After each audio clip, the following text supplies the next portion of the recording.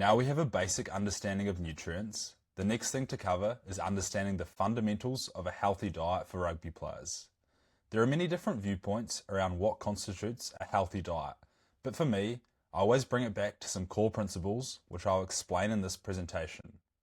I always like to talk about health first and performance second, as when we take care of the health aspect, performance tends to take care of itself. Key topics covered in this presentation include an introduction to the sports nutrition pyramid, a discussion around the types of healthy carbs, fats and proteins we should prioritise, and some general healthy diet principles. This slide highlights a common mistake many athletes make when it comes to nutrition, starting with supplements and minor details instead of focusing on the basics. On the left, the inverted pyramid shows how athletes and supplement companies often prioritise products like supplements. In contrast, the better approach, as shown on the right, starts with a balanced and healthy diet that aligns with an athlete's training goals and energy needs.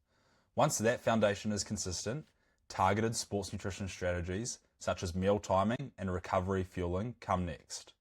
Only after these fundamentals are in place should supplements and smaller details be considered. The key message is simple: no supplement can fix a poor diet, and having a balanced and healthy diet needs to come first. This slide illustrates the law of diminishing returns in sports nutrition.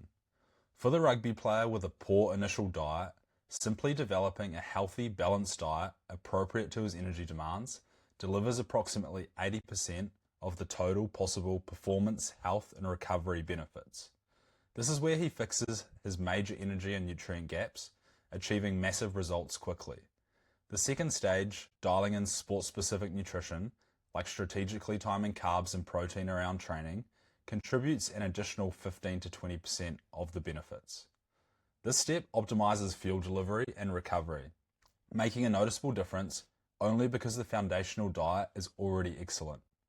Finally, the appropriate use of beneficial supplements only accounts for a tiny 1 to 5% gain.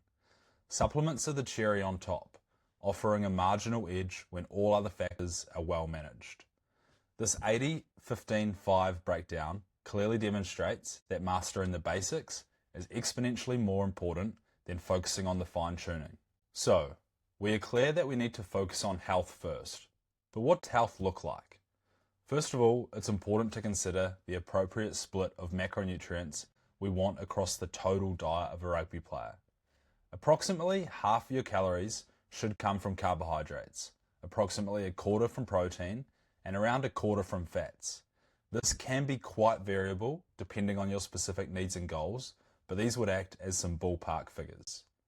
These ratios help ensure your body gets the right balance of energy, recovery nutrients, and long-term support for health and performance. If we represent these rough targets visually on some plate models, we can see that often the bulk of our meal as a rugby player should be high-quality, complex carbohydrates and vegetables.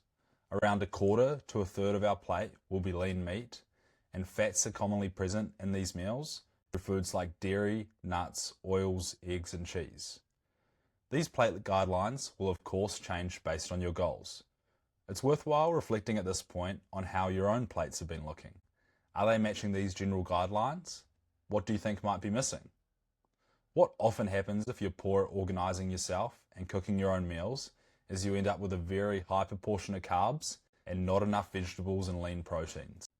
Let's now look a bit more into what type of food sources we should prioritise in each macronutrient group, starting off with carbohydrates. A rugby player should aim to consume a high proportion of whole grains, unprocessed and moderately processed carbs from the two columns on the left. Highly processed carb sources should be dispersed throughout the diet in lesser quantities and are often best had around training. Carb sources that should make up the bulk of a rugby player's diet include foods like oats, rice, pasta, potatoes, sweet potatoes, breads, whole grain cereals, and any fresh vegetable or fruit. These sources should make up 80 to 90% of your carb intake, and the remaining 10 to 20% can come from highly processed options. Consuming a high proportion of carbs from the two columns on the left supports a healthy digestive system, high fiber intake, good micronutrient intake, and stable blood sugar and energy levels. I want to introduce to you the idea of rocks versus pebbles. Let's consider the bucket as our total carb intake. When filling up our bucket, what we always want to do is prioritize complex carb sources from the two columns on the left first. We consider these the big rocks or the foundation of our carb intake. Once we've added a sufficient amount of the big rocks and the bucket is 80 to 90% full, we can chuck in some pebbles of highly processed carbs as the final 10 to 20%. The big rocks should always make up the bulk of our main meals. Then, in between the main meals, and often around training, we might have some faster digesting and highly processed options for convenience and quick boost of energy. Here is an example of how this might look practically across a training day for a rugby player. Whole grain bagels, sweet potato and rice are the big rocks at our breakfast, lunch and dinner meals. Muesli bars, flavoured milk, dried fruit and a crumpet are the pebbles that provide convenient and efficient fueling closer to training. One key point to understand here is that if you're trying to lose weight and reduce your calorie intake, then a relatively high proportion of your carbs should come from less processed options. And if you're trying to gain weight and increase your calorie intake, then a relatively high proportion of carbs can come from more highly processed carb options. When trying to lose weight and reduce your overall calorie intake, a high proportion of carbohydrates should come from less processed options because these foods are naturally rich in dietary fibre. Fibre adds bulk to your food and slows down digestion, which collectively promotes a greater and longer lasting feeling of fullness. This extended feeling of fullness helps reduce overall energy intake by minimizing hunger pangs and preventing overeating at subsequent meals, making a calorie-restricted diet more manageable. Conversely, when a rugby player is trying to gain weight or maintain an exceptionally high energy intake, such as 4,000 to 5,000 calories plus per day, they need a maximized calorie density. It is impractical to consume 4,000 plus calories solely from less processed, high fiber foods like brown rice, oats and vegetables, because the sheer volume would be too large and too filling. Highly processed options allow the athlete to consume the necessary vast amount of carbohydrates without experiencing excessive GI distress or fullness. Another key element of a healthy diet is varying your carb sources over time. This ensures your body gets all the nutrients it needs to best support health and performance. Practically, it's best to rotate the fruit and veggies you are having along with the complex carb sources you use as the base of your meals. Having the same meals week after week might make it easy to stay consistent, but it could put you at risk of nutrient deficiency if your meals aren't balanced correctly. Since we were young, we've always been told to eat lots of whole grains. But why is this? Whole grains contain all three parts of the grain: the bran, the endosperm, and the germ, each providing unique nutrients. The bran is rich in fiber, antioxidants, and B vitamins, which support digestion and heart health. The endosperm provides carbohydrates for energy, while the germ contributes healthy fats, vitamins, and minerals.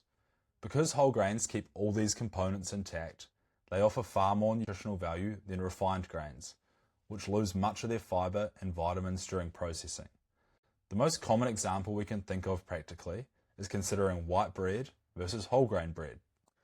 Much like whole grains, we've likely heard that fiber is good for us.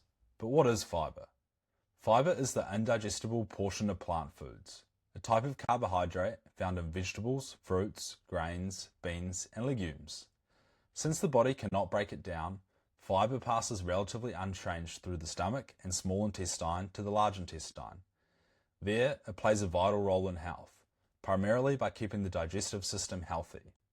Furthermore, some fibers act as prebiotics, feeding beneficial gut bacteria, which in turn produce short-chain fatty acids that support gut health and may influence immunity and metabolic health. A high-fiber diet is strongly associated with a reduced risk of heart disease, stroke, and type 2 diabetes.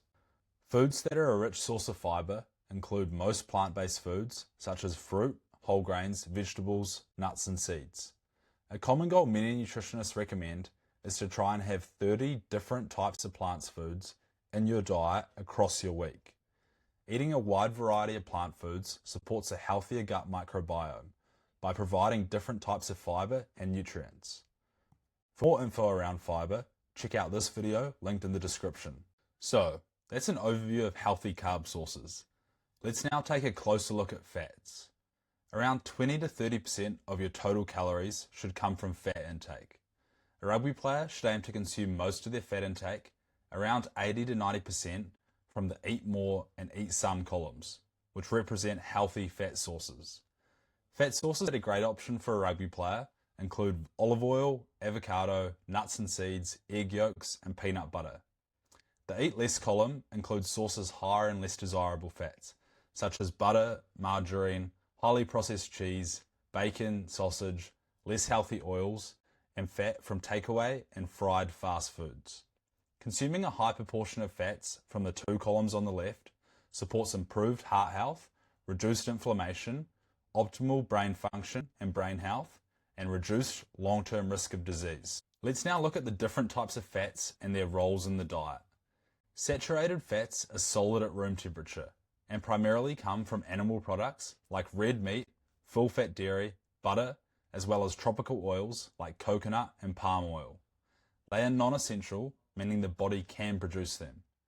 Intake should be limited because excessive consumption is linked to an increased LDL, or the bad type of cholesterol, a risk factor for cardiovascular disease. Monounsaturated fatty acids are liquid at room temperature and are found in oils like olive oil, canola oil, peanut oil, nuts, seeds, and avocado. They are non-essential. Their primary benefit is improving cholesterol levels by lowering LDL and maintaining HDL, the good type of cholesterol. This is associated with a reduced risk of heart disease. Monounsaturated fatty acids are reasonably stable, making them good for medium heat cooking. Polyunsaturated fatty acids are liquid at room temperature and come from oils like soybean, corn, and sunflower, as well as fatty fish like salmon and mackerel, and certain nuts and seeds, such as walnuts, flax, and chia. Unlike the other two types of fats, polyunsaturated fatty acids are essential and must be obtained through the diet, specifically omega-3s and omega-6s. Omega-3s are critical for brain health, reducing inflammation and lowering heart disease risk.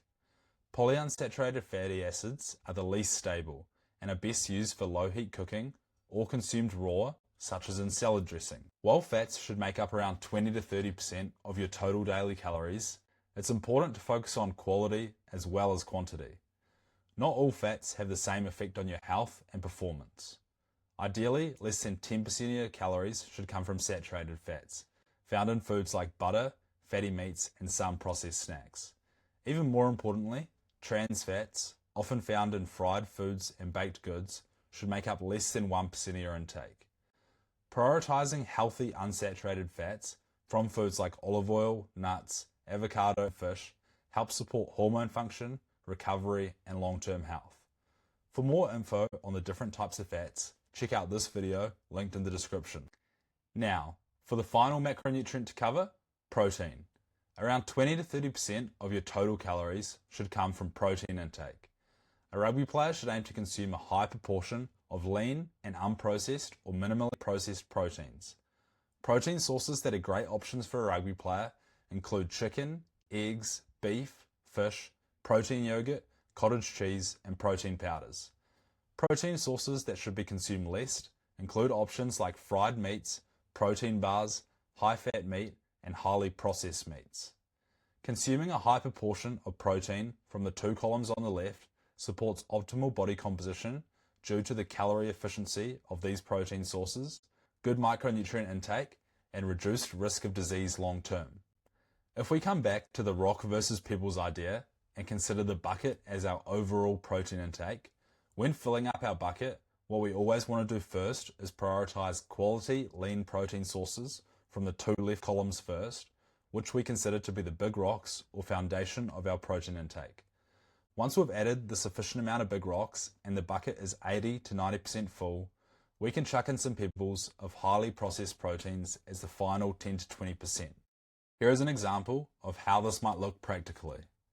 Milk and yogurt are in the smoothie for breakfast, lean beef mince is in the pasta for lunch, the dinner has chicken and eggs. These are the big rocks.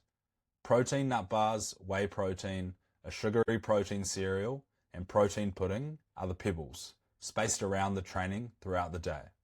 Just like carbs, we want to vary your protein sources over time. This ensures your body gets all the nutrients it needs to best support health and performance. Practically, it's best to rotate the big rocks you're having as protein at your main meals, along with the protein snacks, the pebbles, you're having from week to week. So, that's a full overview of what food sources of carbs, fats and proteins we should be prioritizing. One thing I find interesting about discussions around diets and all the different styles of diets that people follow is that they all tend to agree on one thing. If the big rocks of our diet are quality carbs, lean protein sources, and a good mix of fruit and vegetables, it's going to support our general health. Whether someone is a supporter of paleo eating less sugar in their diet, or becoming vegetarian, there is almost always going to be a shift towards eating less processed foods. When we have lesser processed foods such as quality complex carbs, lean protein sources, and a good mix of fruit and vegetables as the foundation, we will have a diet that is rich in the nutrients we need to support our fueling and recovery as a rugby player. Supportive of stable energy levels throughout the day, it'll help with weight management if that's relevant for you, it'll reduce our risk of long-term disease, it'll be high in fibre, and it will promote a healthy gut. So, I hope it's now becoming clear on the types of foods we want to have as the big rocks of our diet. But I want to present a balanced opinion and understand some downsides of minimally processed and unprocessed foods. Sometimes they're not quite as practical as highly processed foods. They also often have a shorter shelf life, so you have to be more proactive in planning your supermarket shop and using them quickly. We talked about how for rugby players, as the energy intake becomes above around 4,000 calories, it gets progressively harder to consume lesser processed foods because of how full they make you. And these foods often tend to be more expensive when compared with more highly processed options. For these reasons, we definitely still have space for highly processed foods in the diet, but it comes back to using them as the pebbles to fill up the remaining 10 to 20%. To finish off, I want to come back to the famous advice of eating the rainbow, which you've probably heard from a nutritionist before. And this advice, it's not just about making your plate look aesthetically pleasing. Each vibrant colour in fruit and vegetables, from the deep reds to the sunny yellows, signals the presence of different and unique micronutrients and antioxidants. If your meals are consistently beige, you're almost certainly missing out on critical compounds. For a rugby player, this variety is a non-negotiable because it directly translates into performance and durability on the field. These different coloured compounds are the unsung heroes of your recovery. They actively help to reduce muscle soreness, keep your immune system robust through the long season, and ensure you speed up recovery after every intense training or big hit. Essentially, the more variety you put onto your plate, the more comprehensive nutritional tools your body has to perform at peak intensity and bounce back ready for the next session. If we come back to our analogy of the sports car, where macronutrients are the fuel, structure and engine of the car that make it move, micronutrients would be the oil, spark plugs and wiring which keep the engine running smoothly. All the different colours of foods we consume correspond to the small parts of the car. Just like a sports car can't perform well without both quality fuel and a well-maintained engine, the body relies on macronutrients and micronutrients working together. Interestingly, one of the biggest things I've noticed over the last couple of years in working with hundreds of rugby players is that when they improve the health of their diet, their sleep improves a lot. I feel this is one of the most underrated aspects of improving the health of your diet. Make sure to check out the extra resources linked below in the video description. Thank you for watching, and I'll see you in the next presentation.